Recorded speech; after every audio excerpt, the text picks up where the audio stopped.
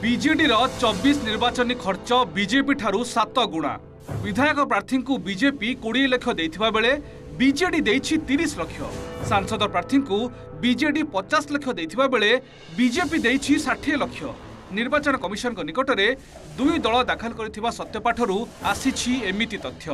निर्वाचन खर्च तथ्य कहूछि 24 निर्वाचन में बीजेपी प्राय 60 कोटी टंका खर्च करथिबा बेले बीजेडी खर्च करिछि मोट 415 कोटी टंका।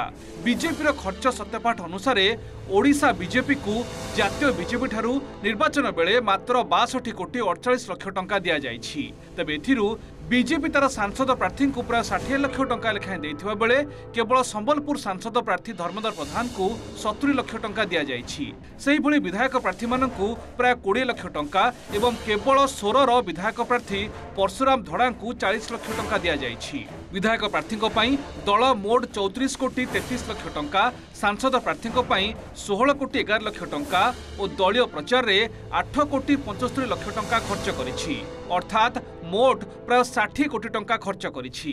अपरपक्षे बीजेडी प्रार्थी मानकु 53 कोटी 23 लाख टंका देथिबा बेले सर्वाधिक 83 कोटी टंका सोशल मीडिया प्रचार पई खर्च करिछि। से भली स्टार कैंपेनर प्रचार बाबदकु 25 कोटी 46 लाख, पोस्टर बैनर बाबदकु 32 कोटी 65 लाख टंका खर्च करिछि दल। अन्यपटे कांग्रेस सत्यपाठ कहूछि ओडिशा रे कोनोसी प्रार्थी को टंकाटिए भी देई नाही। बड़ कथा हैला इलेक्शन वाच संयोजकों कहवा कथा प्रार्थी व्यक्तिगत खर्च तालिका जोड़िले खर्च आहुरी बढ़िबो।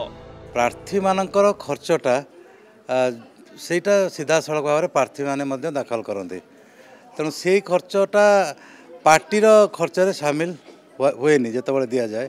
एवं कैंडिडेट आपड़ जो देखुं जो व्यापक भाव में जो पैसा खर्च होउची कौन केते टंका से खर्च करते बा न देइचंती से अलग विषय, ताकू आमे मापिबा बहुत काठिकर पाठ।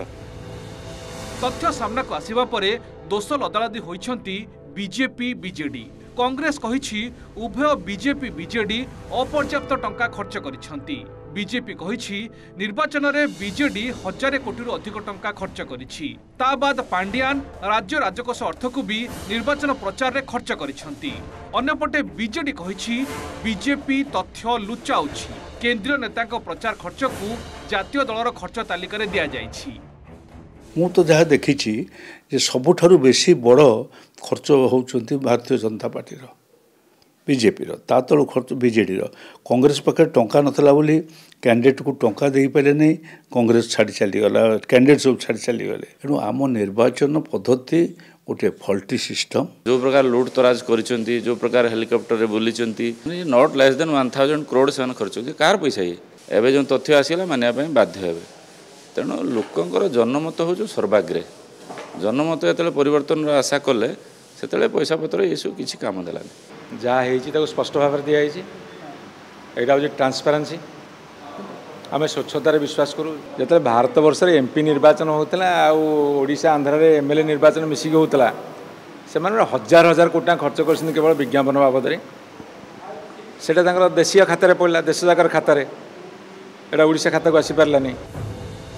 साधारण निर्वाचन पर जातीय बीजेपी पाखरे 7361 कोटी टंका बळिथिबा बेले ओडिशा बीजेपी पाखरे मात्र 12 कोटी 70 लाख टंका बळिथिबा देखा जाइछि। आ बीजेडी खातारे रहिछि 625 कोटी टंका।